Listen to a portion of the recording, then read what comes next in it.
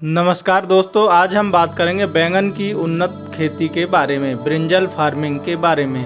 बैंगन की खेती वैसे तो वर्ष भर की जाती है, सभी राज्यों में भारत के लगभग की जाती है, किंतु इसकी खेती करने के लिए जो अनुकूल समय है, उचित समय है, उसका बहुत महत्वपूर्ण रोल होता है। बरसात में यदि आप पौधरोपण कर रहे हैं तो जुलाई माह से लेकर अगस्त माह के मध्य आप पौधरोपण करें, और यदि आप सर्दियों में पौधरोपण कर रहे हैं तो लास्ट सितंबर से अक्टूबर माह के मध्य में आपको रोपाई कर देनी चाहिए। गर्मियों में यदि आप कर रहे हैं तो फरवरी माह से लेके लास्ट की तक आपको कर देना चाहिए पौधरोपण। बैंगन की खेती करने में तो कोई दिक्कत नहीं है, लेकिन सबसे ज़्यादा दिक्कत तब आती है जब इसकी मार्केट रेट कम होते हैं और उत्पादन हमारा अच्छा निकलता है तो हमें काफ़ी लॉस होता है। तुड़ाई भी हमारी लगती है और हमारी खाद दवाइयों इनका खर्च भी लग जाता है। तो ये निर्भर करता है कि मार्केट में आपको रेट कैसा मिल रहा है। तो ये इसका नेगेटिव पॉइंट है। पॉजिटिव पॉइंट ये है, बैंगन का उत्पादन बहुत अधिक होता है। यदि हमें मार्केट रेट सही मिल गया तो बैंगन के मुकाबले में कोई अन्य फसल लगती नहीं है किसान भाइयों। तो इसलिए बैंगन की खेती से आप बहुत अच्छा मुनाफा कमा सकते हैं। तो चलिए वीडियो की शुरुआत करते हैं और सबसे पहले बात करते हैं मिट्टी की।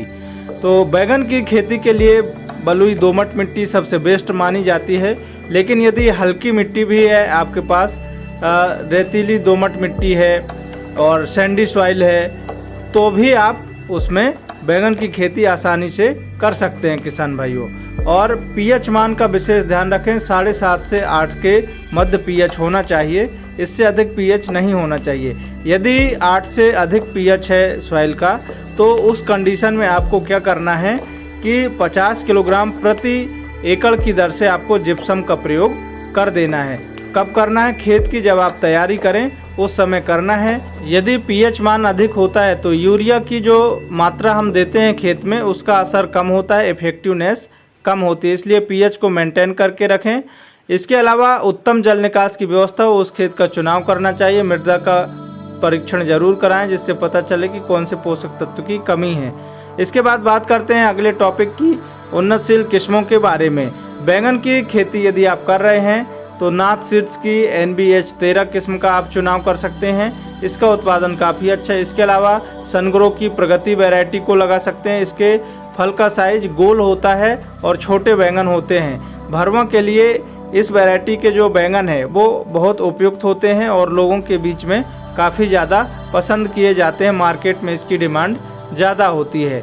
यदि आप काले बैंगन की वैरायटी का चुनाव करना चाहते हैं, जो काला बैंगन आता है, और इसकी जो वैरायटी है वो है कलश सीड्स की जनक किस्म, इसका आप चुनाव कर सकते हैं। और आपके क्षेत्र में यदि सफ़ेद बैंगन की डिमांड है तो सफ़ेद बैंगन के लिए आप BNR की उत्कल किस्म का आप चुनाव कर सकते हैं। और किसान भाइयों, जो हमने आपको ये वैरायटियाँ बताई हैं इनका उत्पादन बहुत अच्छा है आपके क्षेत्र, जलवायु और मौसम में।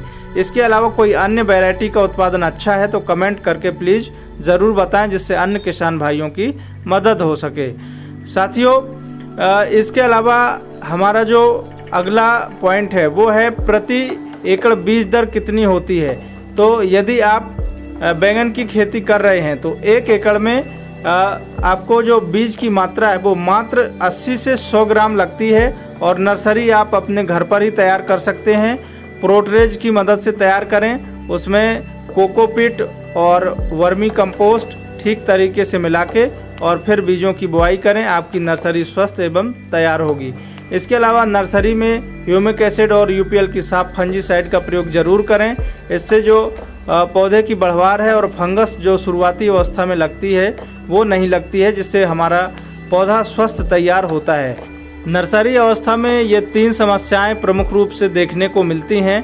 पहली पीलापन की समस्या, दूसरी फंगस की समस्या, तीसरा कीटों की समस्या, लीफ माइनर का अटैक देखने को मिलता है। तो इसकी रोकथाम के लिए 15 से 20 दिनों के आसपास की जब नर्सरी हो तब हमें रोको फंजीसाइड लेना है 2 ग्राम, और इसके साथ लेना है सिंजेंटा की एकतारा 0.8 ग्राम लेना है, और तीसरी जो लेना है वो लेना है आपको नाइट्रोबेंजीन 20% वाली। इन तीनों को मिलाना है नाइट्रोबेंजीन 20% वाली 2 ml लेना है और ठीक तरीके से इन तीनों को मिलाने के बाद फिर आपको देना है फसल में। इससे आपकी जो कीट बीमारियां आती हैं वो कंट्रोल हो जाती हैं। तो हमारे किसान भाई स्वस्थ नर्सरी इस तरीके से तैयार कर सकते हैं और ट्रांसप्लांटिंग आसानी से कर सकते हैं। और यदि हम बात करें स्वस्थ पौधे की कि 1 एकड़ में कितने पौधे लगेंगे, तो प्रति एकड़ यदि आप सिंगल लाइन में प्लांटेशन करते हैं तो 7,000 से लेके 8,000 1 एकड़ में पौधे लगते हैं बैंगन के। और यदि हम बात करें बेड तैयार की, तो बेड आपको हमेशा बेड विधि से खेती करनी चाहिए। बेड से बेड की दूरी 5.5 फीट, बेड की चौड़ाई 2.5 फीट, बेड की ऊंचाई 1 फीट रखनी चाहिए। गर्मियों में यदि आप बेड तैयार कर रहे हैं तो बेड थोड़ा चौड़े बनाइए, ऊंचाई कम रखिए। इस तरीके से आप बेड बना सकते हैं और बैगन की रोपाई कर सकते हैं। बेसल डोज के ऊपर बात करें तो बैगन की फसल की अच्छी ग्रोथ के लिए आपको बेसल डोज के रूप में इन खादों को ज़रूर देना चाहिए, क्योंकि बेसल डोज ही फसल की दिशा और दशा तय करती है। इसके लिए आपको गोबर की खाद 4 ट्रॉली, DAP खाद 50 किलोग्राम, SSP खाद 50 किलोग्राम, MOP खाद 20 किलोग्राम और सरसों की खली का उपयोग करना है। मुर्गी की खाद हो तो सोने में सुहागा है, आपको मुर्गी की खाद जरूर डालना चाहिए यदि उपलब्ध है तो। और इसके बाद वाइट ग्रब की समस्या, दीमक की समस्या आपके खेत में है यदि, तो उसके लिए आपको इनका उपयोग करना है, जैसे कार्बोफ्यूरॉन है, रीजेंट है और इसके अलावा बरटाकू आती है। इनमें से किसी एक का प्रयोग आप कर सकते हैं यदि आपके खेत में वाइट ग्रब और दीमक की समस्या है। तो खेत की तैयारी करते समय आप बेसल डोज जरूर मिलाएं। अब बैंगन में एक समस्या बढ़ती जाती है, लिटिल लीफ ऑफ ब्रिंजल, छोटी पत्ती रोग। पहले तो करेला और मिर्ची में ज़्यादा आता था, आजकल बैंगन में भी इसकी समस्या बढ़ती जा रही है और दिन प्रतिदिन हमारी जो बैंगन की फसल है उसमें इसका इतना ज़्यादा प्रकोप होता है कि हमारी फसल पूरी खराब हो जाती है, नष्ट हो जाती है। पौधरोपण से एक दिन पहले हल्की सिंचाई जरूर कर लें और उसके बाद फिर पौधरोपण करें।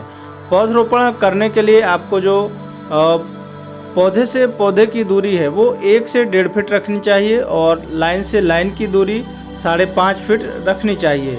इतनी दूरी पर्याप्त होती है और सिंगल लाइन में यदि आप प्लांटेशन करते हैं तो अच्छा रिजल्ट मिलता है। कुछ किसान भाई हमारे डबल लाइन में भी प्लांटेशन करते हैं, उससे पौधे की ग्रोथ अच्छी नहीं हो पाती है और उत्पादन कम हो सकता है। खरपतवार नियंत्रण की बात करें तो आपको निराई गुड़ाई से ही खरपतवारों को कंट्रोल करना है। कोशिश करें कि दवाई का स्प्रे ना करना पड़े, क्योंकि आप केमिकल दवाइयों का जितना ज़्यादा प्रयोग करेंगे उतना ही जल्दी हमारी भूमि और वातावरण प्रदूषित होते जाएंगे और मिट्टी की हमारी उर्वरक क्षमता कम हो जाएगी, जिससे आने वाले दिनों में काफ़ी समस्या होगी। स्प्रे शेड्यूल के ऊपर बात करें तो बैंगन की फसल में मुख्य रूप से वाइट फ्लाई का अटैक होता है, सूट एंड फ्रूट बोरर का होता है, लीफ माइनर का होता है। इसके अलावा बीमारियों में बात करें तो पाउडरी मिल्ड्यू का अटैक होता है और ब्लाइट का अटैक होता है, डैम्पिंग ऑफ नर्सरी स्टेज में आती है। तो इनको कंट्रोल करने के लिए आपको स्प्रे शेड्यूल लेना पड़ेंगे, इसके बिना आप कंट्रोल नहीं कर पाएंगे। क्योंकि यदि आपकी फसल स्वस्थ है और आपने मॉनिटरिंग प्रॉपर नहीं की तो फिर आप स्प्रे शेड्यूल के बिना कीटों और बीमारियों को कंट्रोल नहीं कर पाएंगे। तो मकड़ी की बात करें यदि, तो मकड़ी 2 प्रकार की होती है, जैसे एलोमाइट और रेड माइट। ये 2 मकड़ी बैंगन की फसल में प्रमुख रूप से अटैक करती हैं। तो इसके लिए आपको बायर की ओबेरॉन 15 ml लेना है, या फिर आपको ओमाइट्स 15 ml लेना है, या फिर इसके अलावा क्रिस्टल की अबेशियन 15 ml। इन तीनों में से किसी एक का आप उपयोग करेंगे तो बेहतर रिजल्ट मिलेंगे। बैंगन की फसल में फंगस की समस्या आती है, फल सड़ने लगते हैं, तो इनकी रोकथाम के लिए डुपॉन्ट की करजट और इसके अलावा रोको, इसके अलावा कॉपर ऑक्सीक्लोराइड या फिर आप कोसाइट और कवच, इनका उपयोग आप कर सकते हैं फंगस रोकने के लिए। और बैंगन में सूखने की समस्या आती है तो इसकी रोकथाम के लिए आप ट्राइकोडर्मा और गुड़ को मिलाकर उपयोग कर सकते हैं। यदि सूखने की समस्या हैवी है, ज़्यादा है, कंट्रोल नहीं हो रही है, तो उस कंडीशन में फिर आप इन केमिकल का उपयोग कर सकते हैं। बेलिडामाइसिन 500 ml और कॉपर ऑक्सीक्लोराइड 500 ग्राम। इनको आप सॉइल एप्लीकेशन के माध्यम से दीजिए या फिर आप इसकी ड्रेंचिंग भी कर सकते हैं। ड्रेंचिंग के माध्यम से भी आप इनका दे सकते हैं। फल छेदक की समस्या आती है, फ्रूट बोरर की समस्या आती है, तो इसके कंट्रोल के लिए बायर की वाइगो 10 ml लेना है आपको, और इसके साथ आपको एमेमेक्टिन बेंजोएट जो प्रोक्लेम के नाम से आती है 8 ग्राम लेना है। 15 लीटर पानी में घोलकर आपको स्प्रे करना है। फल छेदक की समस्या आती है तो इसकी रोकथाम के लिए आपको सुमिटोमो की सुमी प्रेमपत के नाम से आती है, बायर की मोमेंटो एनर्जी आती है, इनका आपको उपयोग करना है। इससे आप फल छेदक को कंट्रोल कर सकते हैं। तना छेदक की समस्या आती है, स्टेम बोरर की समस्या आती है, तो इसके लिए आपको बायर की फेनाउस्क्विक लेना है 10 से 15 ml, और कार्टेप हाइड्रोक्लोराइड 25 ग्राम लेना है। 15 लीटर पानी में घोलकर आपको स्प्रे कर देना है। बैंगन की फसल में सफ़ेद मक्खी, थ्रिप्स, एफिड, जेसिड इनकी समस्या आती है, तो इसकी रोकथाम के लिए हमें सिंजेंटा की एक तारा लेना है 10 ग्राम, और बायर की कॉन्फिडर सुपर 10 ml, और रोगोर की 30% इसी डाइमेथोएट आती है 30 ml लेना है। और इसके साथ हम प्रोफेक्स सुपर 30 ml ले सकते हैं। और इसके अलावा यूपीएल की उलाला आती है, इसकी हमें 5 ml मात्रा लेना है। और इसके अलावा एक और आती है यूपीएल की लेंसर गोल्ड 50 ग्राम लेना है, और ठीक तरीके से घोलने के बाद फिर हमें इस्तेमाल करना है। इस तरीके से हम कीट एवं बीमारियों को आसानी से कंट्रोल कर सकते हैं किसान भाइयों। बात करते हैं अगले टॉपिक की, खाद शेड्यूल के ऊपर। तो जब हमारी फसल लगभग 30 से 40 दिन के आसपास की हो, तब हमें यूरिया खाद लेना है 25 किलोग्राम, और इसके साथ हमें लेना है 5 किलोग्राम डीएपी, और इसके साथ लेना है हमें सागरिका दानेदार 10 किलोग्राम, और इनको ठीक तरीके से जड़ों के पास देकर सिंचाई करना है। और दूसरी खाद जब हमारी फसल लगभग 60 से 80 दिनों के आसपास की होती है, तब कैल्शियम नाइट्रेट 15 किलोग्राम, बोरॉन 20% वाली 500 ग्राम, और इन दोनों को ठीक तरीके से मिलाकर और प्रति एकड़ जड़ों के पास देकर सिंचाई करना है। और फल की अवस्था में जब फल आ रहे होते हैं उस समय मैग्नीशियम सल्फेट 5 किलोग्राम, और बायोजाइम या फिर आप ह्यूमिक एसिड ले सकते हैं 10 किलोग्राम, यूरिया 35 किलोग्राम ले सकते हैं। पीलापन की समस्या तो उसकी रोकथाम के लिए आप कैल्शियम नाइट्रेट और इसके साथ बोरॉन 20% वाली ज़रूर देना चाहिए किसान भाइयों। अब कुछ किसान भाइयों का सवाल रहता है कि हमने जब फर्स्ट तुड़ाई कर ली तो उसके बाद से एकदम हमारा पौधा ऐसा हो जाता है जैसे काफ़ी दिन पुराना हो गया हो और उत्पादन कम हो जाता है। तो इसके लिए आपको क्या करना है कि जब आप तुड़ाई कर लें उसके बाद फसल को एकदम हरी भरी रखने के लिए सही समय पे आपको फर्टिलाइज़र का शेड्यूल देना है। और यदि आपकी फसल कमज़ोर हो गई है तो उसके लिए अमोनियम सल्फेट लेना है 10 किलो और फेरस सल्फेट 10 किलो लेना है। दोनों को ठीक तरीके से मिलाकर 1 महीने में 2 बार आपको प्रयोग करना है, फसल में देना है। इससे जो आपकी फसल कमज़ोर हुई है वो एकदम से बूस्ट ले लेगी और फलों की जो क्वालिटी और चमक है इसको बनाए रखने के लिए आपको बोरॉन ज़रूर उपयोग करना चाहिए।